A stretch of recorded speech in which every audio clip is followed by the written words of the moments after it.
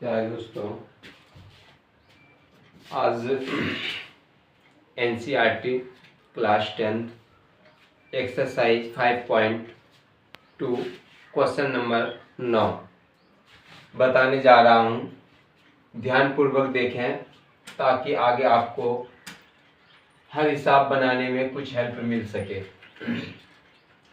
कहता है यदि किसी एपी के तीसरे और 9वें पद, मतलब दो पद दिया गया है, तीसरा और 9वां, तीसरा और 9वां पद क्रमशः 4 और -8 है। बहुत सारे बच्चों को यह पता नहीं चल पाता कि -4 -8 है क्या।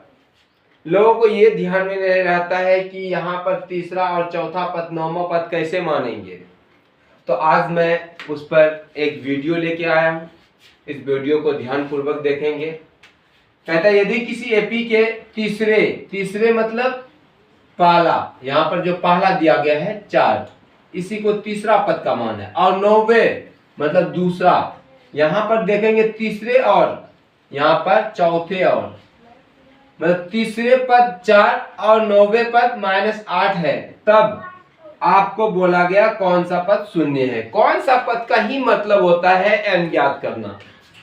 पिछले वीडियो में मैं बता चुका हूं कि कौन सा पद का मतलब होता है शून्य ज्ञात करना, n ज्ञात करना। अब जो आपको पूछा गया कि कौन सा पद 18, 17, 15, 13, जो आपका 13, 15, 16 बताया जा रहा है वो an का मान है। जैसे कि कौन सा पद शून्य है, तो शून्य जो है an का मान है, और इससे आपको n ज्ञात करना है। तो n ज्ञात करने के लिए आपको an का फार्मूला यूज करना होगा, और an के फार्मूला में आपको ad का मान निकालना होगा। जब तक ad आपके पास ना हो तो ना आप n का मान ज्ञात कर सकते हैं, ना आप an का मान ज्ञात कर सकते हैं। तो इसके लिए सबसे पहले हम a और d ज्ञात करने के लिए एक सूत्र का इस्तेमाल करेंगे।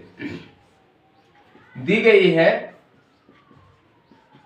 सबसे पहले तीसरा पद को देखना है, कितना है 4, तो a3 बराबर कितना है 4। a3 का फॉर्मूला a + 2d बराबर 4। ना आपके पास a का मान प्राप्त है और ना आपके पास d का मान प्राप्त है, इसलिए आपको यहां पर समीकरण फर्स्ट लेना। तो प्रश्न से आगे चलना, आपको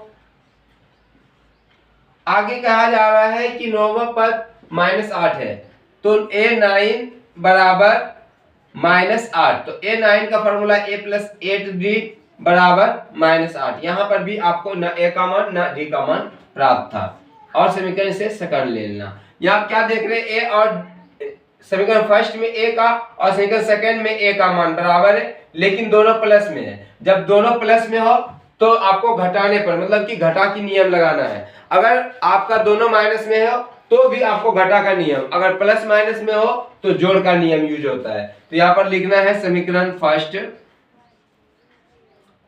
माइनस सेकंड करने पर, मतलब समीकरण फर्स्ट को सेकंड में घटाने पर।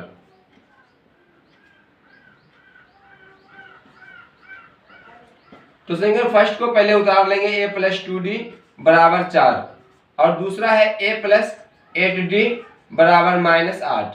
तो यहाँ पर चिन्ह को बदलना है, इसको हटाना है, और घटा के -8d में 2d गया 6d बराबर, ये जुटेगा 8 4 12, ये माइनस की वैल्यू खत्म हो गई, 8 4 12, तो d बराबर हो गया 12/-6। तो माइनस से भाग प्लस में 2, तो माइनस आ जाएंगे, 6 दूना 12, और d का मान आ चुका आपका -2। और ये इस d का मान आपको समीकरण फर्स्ट या सेकंड किसी एक में रख दीजिए। d का मान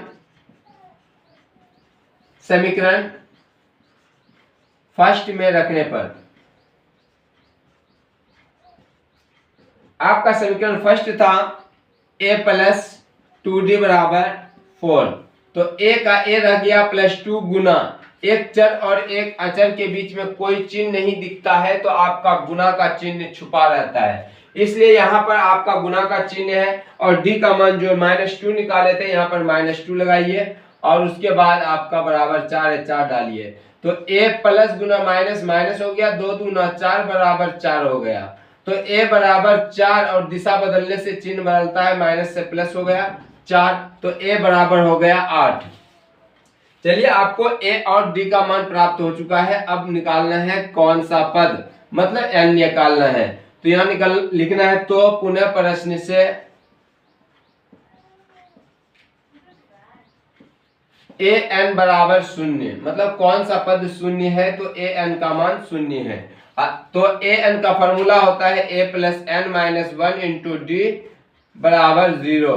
तो ए का मान निकल चुका था 8 प्लस एन का मान कुछ नहीं -1 इंटू डी का मान आपका है -2 इक्वल टू 0। सबसे पहले प्लस या माइनस वाला मैंने बताया था, तो ये वाला दिशा बदलेगी, तो यहाँ पर हो जाएगा n माइनस 1 इंटू 2 -2 बराबर 0 -8।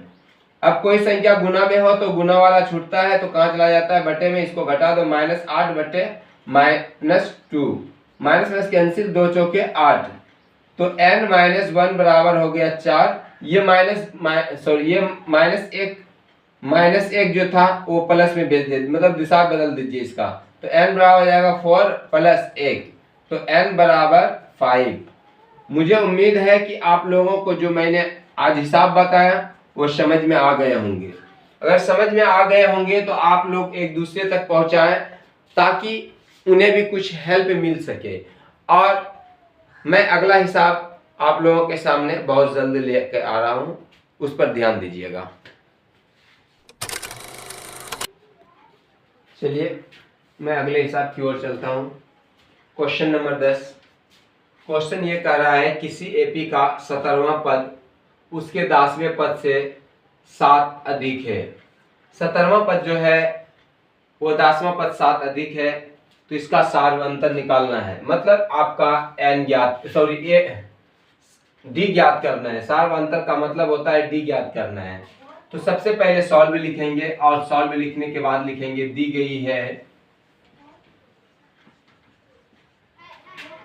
A17 बराबर A10 प्लस 7, मतलब 17 से A10 प्लस 7 अधिक है, तो इनमें आपका मान ज्ञात करना है।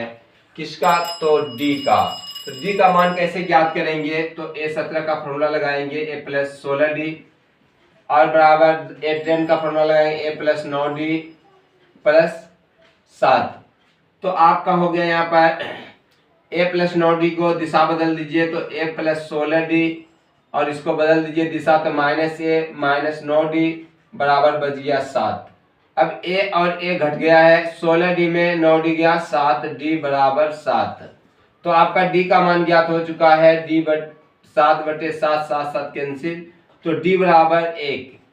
यही आपको ज्ञात करना था। बच्चों को जब लंबा चौड़ा क्वेश्चन को देख लेता है तो बच्चे को समझ में नहीं आता ये कैसे ज्ञात करे, ये कैसे बनेगा।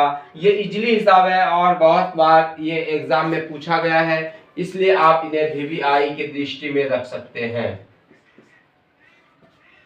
और आगे की वीडियो में अभी फिर अगला क्वेश्चन की ओर चलता हूं।